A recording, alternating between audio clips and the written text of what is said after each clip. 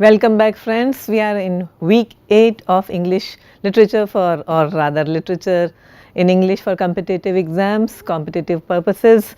And as we are ending or nearing the end of this course, I just want to repeat that what was the purpose, the aim of this course. You have to remember, the aim was to familiarize you with the test pattern of and the kind of tests items and test the discrete items that you get for competitive type of exams. This was not a course in history of English literature or literature in English, but rather it was an attempt to provide you with a level of complexity that exams like these can pose to students. And it was, as you by now you have already gathered, that it was definitely a higher order course. So, continuing in the same vein, and as we approach the end of this course, today we will be discussing as well as doing a lot of practice tests and discussing again the answers and then giving explanations for most of them. Some of the terms are here. Of course, we have been doing this repeatedly: imagism, modernism, postmodernism. Then I will also be talking about romanticism, enlightenment, Faust, the legend of Faust, and theorists such as Lacan, Freud, Jameson, etc., and many more. So, let us move on to the first bit today, first practice test. Question 1, read the following. Which prince? Snow White wondered, brushing her teeth. Which prince will come? Will it be Prince Andre, Prince Iger, Prince Alf, Prince Alfonso, Prince Malcolm, Prince Donalbain, Prince Fernando, Prince Siegfried, Prince Philip, Prince Albert, Prince Paul, Prince Akihito, Prince Rainier, Prince Porus, Prince Mishkin, Prince Rupert, Prince Pericles, Prince Carl, Prince Clarence, Prince George, Prince Hal, Prince John, Prince Mamilius, Prince Florizel, Prince Kropotkin, Prince Humphrey, Prince Charlie, Prince Machiavelli, Prince Aeschylus, Prince Valiant, Prince Fortinbras. Then Snow White pulled herself together. Well, it is terrific to be anticipating a prince, to be waiting and knowing that what you are waiting for is a prince. So, questions, choose the correct response. Who is the author here? A. John Barth, B. Donald Barthelme, C. Thomas Pynchon, D. Robert Coover. Question 2. Identify the literary movement as you have seen in this passage right now. A. Dark Romanticism, B. Early Victorianism, C. Modernism, D. Postmodernism. Number 3. Who among the following postmodernist writers plays with the fairy tale form? A. Kurt Vonnegut, B. Angela Carter, C. Thomas Pynchon, D. Sam Shepard. Look at the question here. These are all related to the first passage, questions 1 to 3. Next question 4. Read the following. In heaven, the archangels Raphael, Gabriel and Michael exalt the Lord and all creation. But Satan, here called Mephistopheles, decries the works of the Lord, in particular humankind. Then the Lord asks, do you know Faust, the doctor? Mephistopheles says. Choose the correct response from where we have taken this. A. Faust, B. Dr. Faustus, C. Dr. Faust, D. Faust and Marguerite. The legend of Faust originates from which country? A. Russia, B. Scotland, C. Germany, D. Italy. Number 6. Read the following. I can see Douglas there before the fire, to which he had got up to present his back, looking down at his interlocutor with his hands in his pockets. Nobody but me till now has ever heard. is quite too horrible. This naturally was declared by several voices to give the thing the utmost price, and our friend with quiet art prepared his triumph by turning his eyes over the rest of us and going on. Is beyond everything, nothing at all that I know touches it. For sheer terror? I remember asking. He seemed to say it was not so simple as that, to be really at a loss how to qualify it. He passed his hand over his eyes, made a little wincing grimace. For dreadful dreadfulness. Identify the work. A. The telltale heart. B. The diamond as big as the Ritz. C. The turn of the screw. D. Washington Square. Next question. This work, question 7, is a well-known example of A. Unreliable narration, B. Postmodernism, C. Horror, D. Racial tension. We are asking you to identify this work, who was the author, and also what is this work well known for. Number 8. Where's the text? Oedipa asked. There is no text. The director, Randolph Driblet, answered. This is the text. I made it up. She longed for meaning. Maybe she could find it in Zapp's bookshop. Who were the Tristero assassins? Had she given them life? Had someone been smoking too much dope? She came across a man drawing the Tristero sign of the horn. Why? She visited John Nephestis, the man who postulated Maxwell's demon with his perpetual motion machine. Entropy connects the laws of thermodynamics to information flow, he said. Identify the work. A. Fahrenheit 451. B. White Noise. C. The Crying of Lot 49. D. Catcher in the Rye. Next one. Number 9. The author of this work or in this work parodies a work titled. So, in this particular work that you have just seen, the author parodies a work titled, which is in the novel. A. The Tragedy of Prince Hamlet. B. Elizabeth's Tragedy. C. The Courier's Tragedy. D. The Jacobean Tragedy. There is a title implicit or which is found in the novel itself. Which is the work? It is a very famous novel and a famous work which exists in the fictional world. Number 10. The author has also written, so the same author of this passage is also the author of A. Slaughterhouse 5, B. Underworld, C. The Human Stain, D. Gravity's Rainbow. Number 11. From literary theory and criticism, the mirror stage posits that when a child sees its reflection in the mirror and then looks back at another person, mother, and then again at the mirror, it predicts that one day it will become whole, complete, unified again, like the image in the mirror, which becomes an ideal. Identify the theorists. A. Sigmund Freud, B. Jacques Lacan, C. Frederick Crews, D. Otto Rank. Next question, number 12. It seems that this demon, his name was Sutpen, Colonel Sutpen, who came out of nowhere and without warning upon the land with a band of strange niggers and built a plantation, tore violently a plantation, Miss Rosa Coalfield says, tore violently, and married her sister Ellen and begot a son and a daughter, which without gentleness begot, Miss Rosa Coalfield says, without gentleness, which should have been the jewels of his pride and the shield and comfort of his old age, only they destroyed him or something, or he destroyed them or something, and died without regret. Miss Rosa Coalfield says, saved by her. Yes, saved by her and by Quentin Compson. Yes, and by Quentin Compson. Choose the correct response. A. The Hamlet. B. As I Lay Dying. C. Sound and Fury. D. Absalom, Absalom. Number 13. Again we are talking about the same work. The dash war is the center of this work. A. Vietnam. B. Civil War. C. The First World War. D. The Korean War. Again, its literary term, criticism. Number 14. Identify the term. A term used to describe a form of monarchical power that is unrestrained by all other institutions such as churches, legislatures or social elites.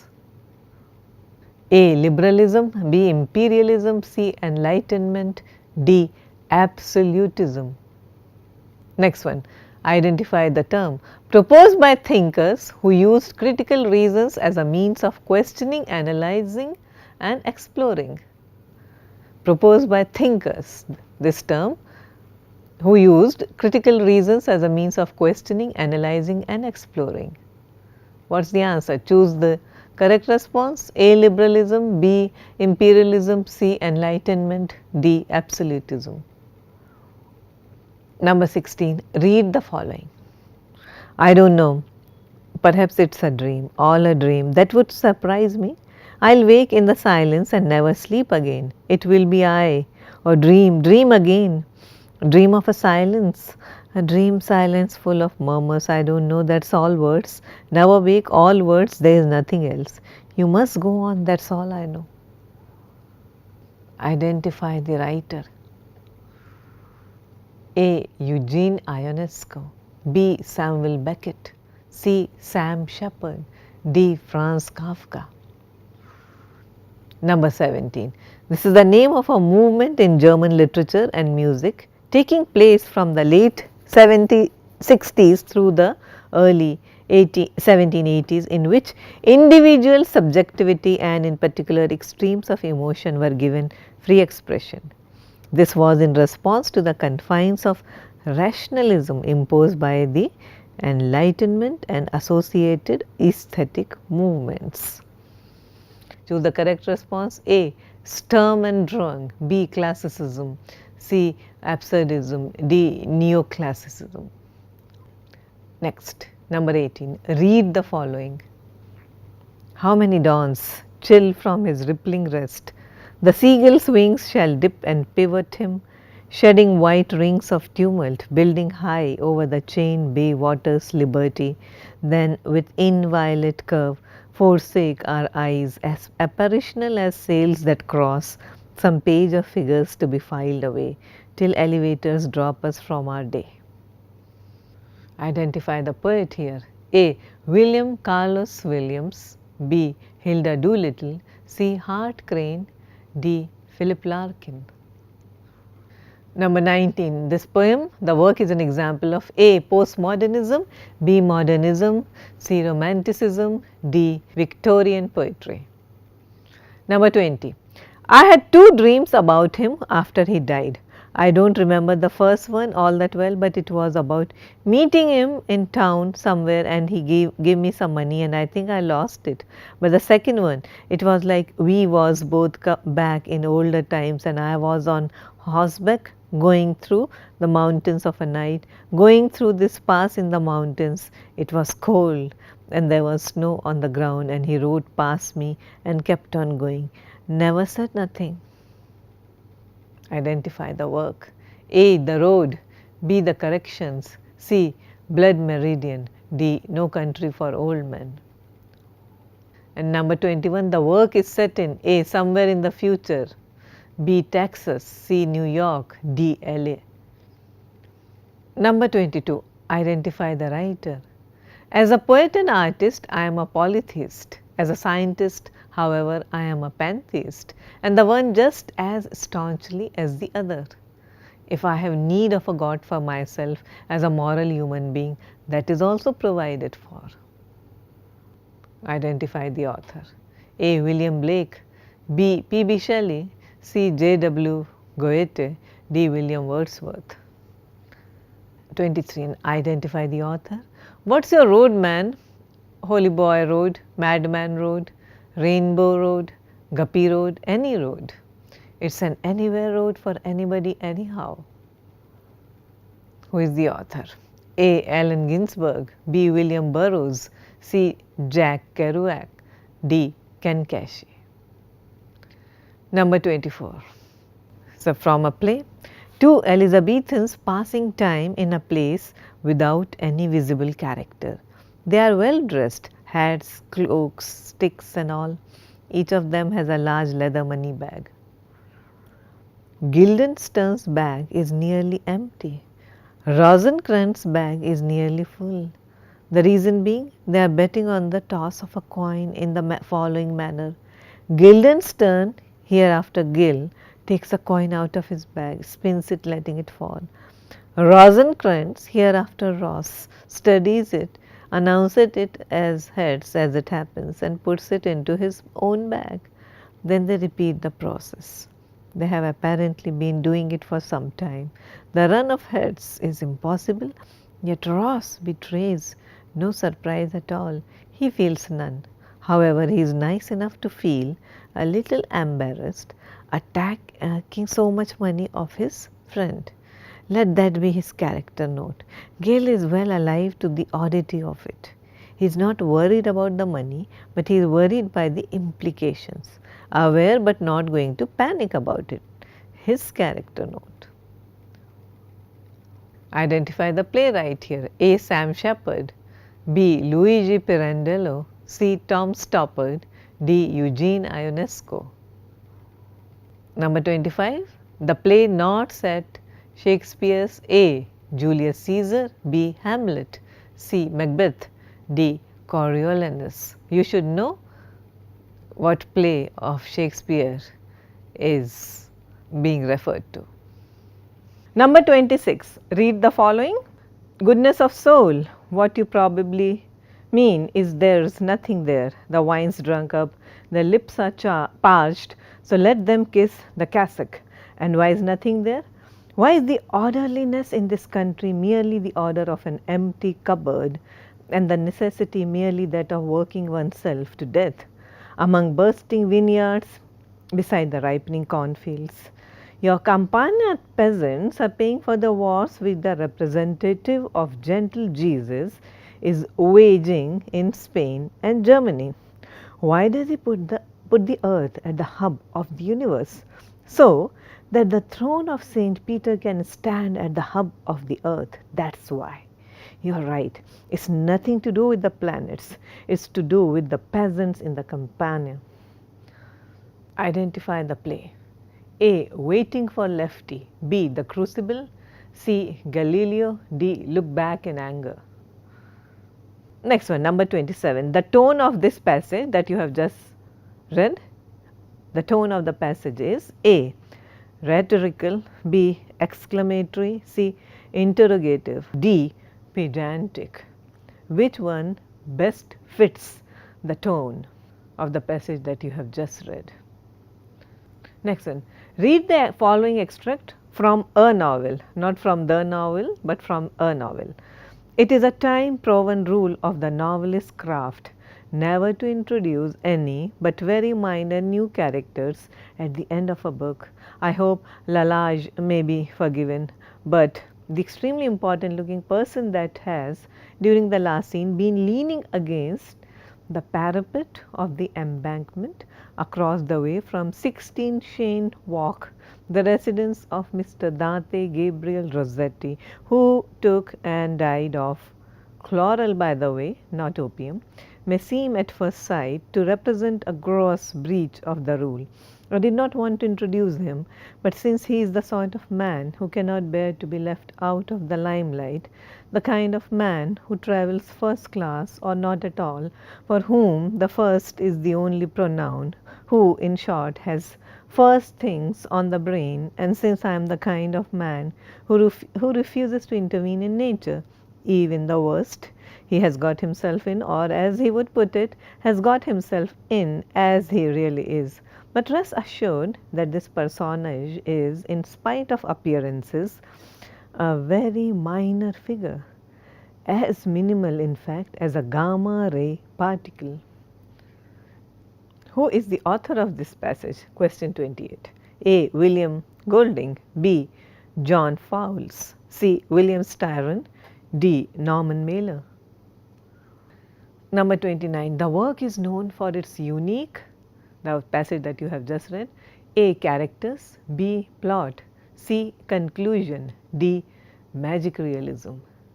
So, we will start with the answers. So, the first one is B. The Snow White story is taken from a work by Donald Barthelme, that is B. And the theory that connects to this passage is D postmodernism. The story that you have just seen is a take on the conventional, the traditional fairy tales. And it's an example of the way realistic fiction makes way for the sort of writing that makes or that takes rather liberties with the traditional fiction. And also notice the way it comes across as if Snow White has been planning and plotting the arrival of a prince. So many princes, which one is going to come my way? So notice the way a postmodernist fiction unsettles and deconstructs traditional ideas, notions about language, character, plot, theme, representation, overall writing. Okay, so focus on also on the absence of closure. When you read the story, you will understand we don't know the way it closes. So this is one of the attributes of postmodernism, absence of closure, and the text lending itself to multiple representations. So where is all this leading towards? It all leads us to dwell on the problematic nature of language, absurdity. We have been doing these things all this while. So, and we just presume that you are advanced level learners of English, not beginners. So, therefore, you should know these terms: problematic nature of language, absurdism, the manner in which the questions make fun of the act of reading. You know, where is he? Prince Rainier, where is he? Prince John, Prince Charlie. We know who she is referring to. So, therefore, remember the intertextual nature of texts. So many texts come into play. If you don't know, if you don't have the world view, it's difficult for you to understand the element of intertextuality. And number 3 is B. Angela Carter. She is one major author, 20th century women writer who has been very busy with her own take on traditional fairy tales, and she gives them a very strong gender slant. So, Angela Carter was a British author. She reshaped mythology, traditional lores, legends, fairy tales in her books, giving them a touch of macabre and sexuality, sensuality, feminine or female sexuality. I have to talk to you about the Bloody Chamber, okay, her 1979 collection of original fairy tales is a masterpiece of 20th century fiction, and the work combines postmodern self-awareness with the glamour of classic horror, fantasy fiction, gothic. She takes stock fairy tales, you know all these uh, Red Riding Hood and the Big Bad Wolf, the Bluebird Beauty and the Bluebeard and Beauty and the Beast and all, and then gives a 20th century modernist, postmodernist spin. So, Little Red Riding Hood, for example, turns out to be a very different kind of a character that we generally assume her to be. Okay. So, there are two stories, the werewolf and the company of the wolves, and here she takes all these along with her take on the other traditional fairy tales like the courtship of Mr. Lion and the tiger's bride. What she does is to take away, I mean she gives you the basic plot, but then she takes off in new directions which are very inventive and extremely highly intertextual. You should also know what is intertextuality, which is the way texts can be compared and read in relation to each other. So, you can have a fairy tale and you can have a gothic horror fiction and do a comparative reading. You can, so a very recent book, Jane Austen and um, Pride and Prejudice and the Zombies. Okay, so that is a classic example of intertextuality. The movie Shrek has several elements of intertextuality. Look at the way the director has played with the traditional fairy tale magical characters, bringing and setting them in contemporary Hollywood. So, intertextuality is a term given to us by a theorist called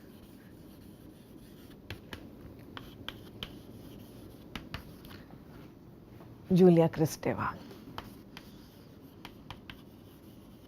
But there are other major writers also. I am just writing some of the things which or some of the names or concepts which I think that you need to know, but please do your own reading as well. Intertextuality is the shaping. We have been talking about we compare, we shape, we reassess, we revisit other texts. So, shaping of text meanings by other texts. It can refer to an author's borrowing, transformation of a prior text, or to a reader's referencing of one text in reading another. The term intertextuality has been borrowed and transformed several times since it was coined by Julia Kristeva in 1966. She was a post-structuralist scholar. Okay, and she did a lot of work on Saussure's structuralist semiotics. We have seen what is semiotics, and Mikhail Bakhtin's dialogism. So, it was a culmination of these two writers. So, you have to understand what is intertextuality, and all these works that we have been discussing so far, Snow White and Angela Carter's stories, they are instances of postmodernist intertextuality, pastiche, parodies and all. So, please understand these terms. Question 4, answer is A, Faust. And whose Faust? Goethe's Faust. That passage is from the German author Goethe's, Johann Wilhelm Goethe's, J.W. Goethe's Faust. There are other, all the names or titles mentioned are also actual texts. One is a play by Christopher Marlowe, another is a novel by Thomas Mann, etc. So, but this one, this passage is from the play Faust, Faust 1. There is part 1, there is a part 2 also. And the legend of Faust exists or originated rather from Germany. So, C, number 5 is C, Germany. Number 6 is C, the turn of the screw. The story is taken, the passage is taken from Henry James's short story, The Turn of the Screw. And number 7 is what is it most remembered or remarkable or notable for? It is remarkable for unreliable narration. So, number 7 is A. Henry James wrote The Turn of the Screw for some weekly paper called the Collier's Weekly.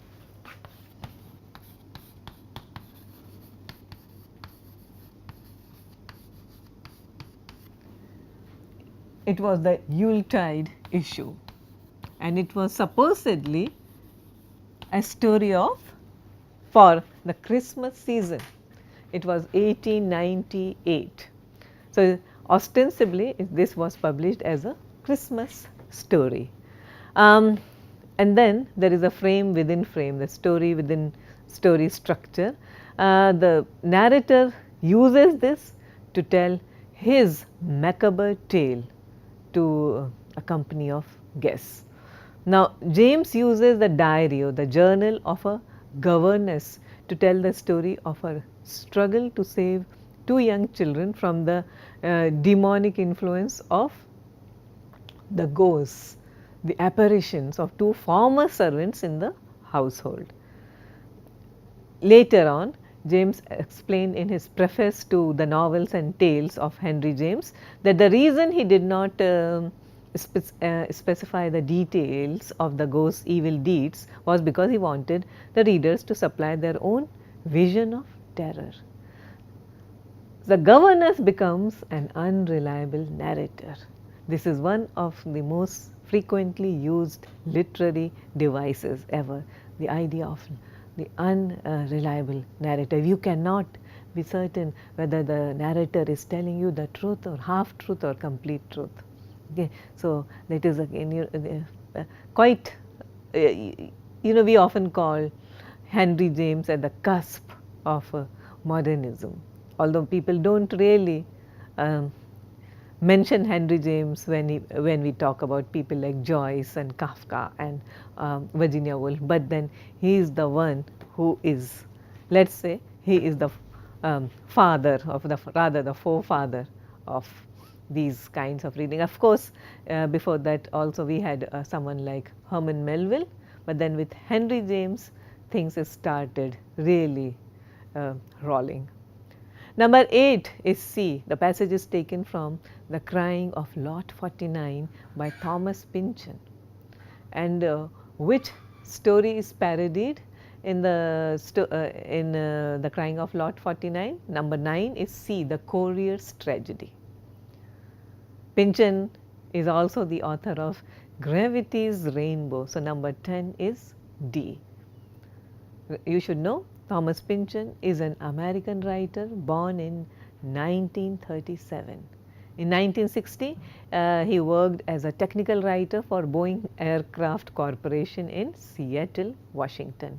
And then 2 years later, he decided to leave the company and write full time. In 1963, Pynchon won the Faulkner Foundation Award for his first novel, V. That is 1963, which is an absurdist tale of an Englishman's search for V, which is an elusive supernatural adventurousness appearing in various guises at critical period in European history. Now, this is all very complicated, and you have to remember that Thomas Pynchon is one of the foremost postmodernist writer, author of V. Okay. So, in his next book, which is another seminal work, The Crying of Lot 49, which was published in 1966, Pynchon described a woman's strange quest to discover the mysterious Tristero system, okay, in a futuristic world of closed societies. Novel is an indictment, condemnation of modern industrialization. And then of course, we have his Gravity's Rainbow, a 1973 work. It is a classic of 20th century literature, which is set in the area of post Second World War Germany, which is called the Zone. And the story centers on the wanderings of an American soldier who is one of the many odd characters looking for a secret V2 rocket.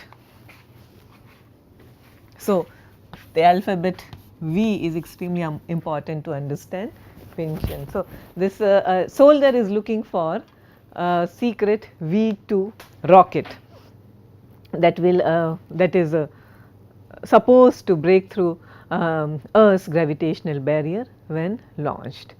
The narrator or the narrative of Gravity's, say it was supposed to be a groundbreaking work.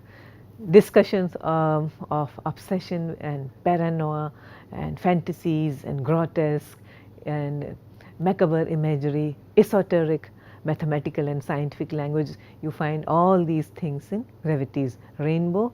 It was awarded the National Book Award and is considered a masterpiece of apocalyptic literature. So, you should also know what is dystopian literature and what is apocalyptic literature. Very, very important aspects of postmodernism. Of his few short stories, most notable are Entropy. That is what he wrote in 1960, where he uses extensive technical language and scientific metaphors. And then he also wrote a story called The Secret Integration, where he explores small town bigotry and racism. Number 11 is B, Jacques Lacan. Okay, so the mirror stage that we were talking about. Now, this is a complicated theory. Perhaps some of you have already done Lacan in your classes in structuralism, post-structuralism and semiotics.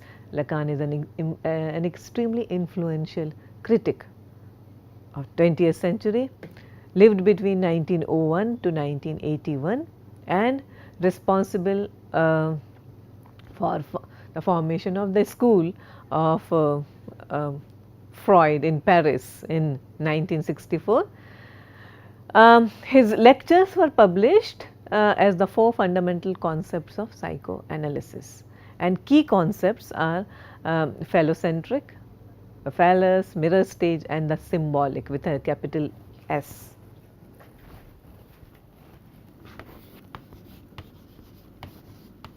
Symbolic, mirror stage,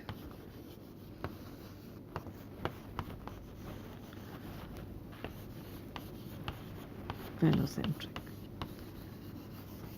This is Lacan. Now, you need to, as people who are going to appear for these competitive exams, you need to have some familiarity with each of these concepts.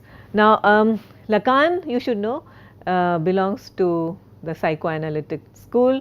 His work is a development of Freud's theory, which states that there is a radical split between consciousness and the unconsciousness, the ego and the id.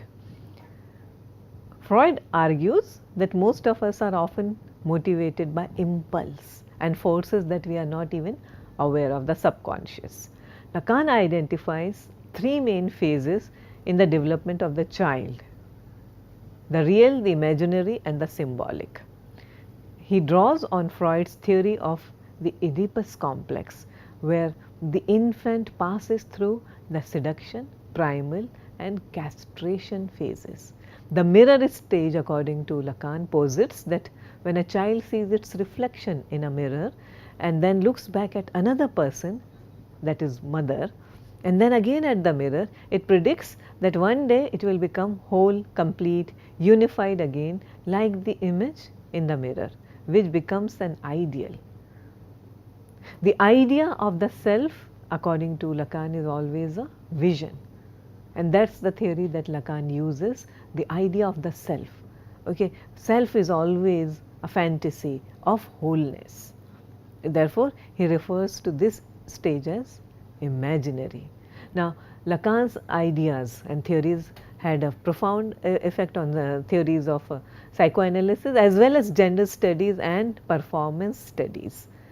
Performance studies, what you see on the screen or on stage, and then you try to find yourself in what is happening, identify yourself with what is happening on up there on stage, on screen, and therefore theorists and critics have done a lot of work in these areas also, mainly because of Lacan's ideas on the mirror stage. Okay. Another important concept that Lacan gives is that of the other, O-T-H-E-R. When the child becomes aware that it is separate from the world, the idea of the other is created. I am me and the other is other. So, other, okay, not in the post-colonial other sort, but the others, oneself and the others. And this is accompanied by a sense of anxiety and loss. So, all these ideas, the symbolic, the phallocentric, the mirror stage, the imaginary, all these are extremely useful concepts to understand an array of studies and theories. Laura Mulvey, for example, in Visual Pleasure and Narrative Cinema, uses the concept for examining the gender politics in the way spectatorship is constructed traditionally. So, she uses the mirror stage and imaginary taken from Lacan's work. I will be continuing the discussion of other answers as well, but because this lecture has taken a very long time, let us wind up for today.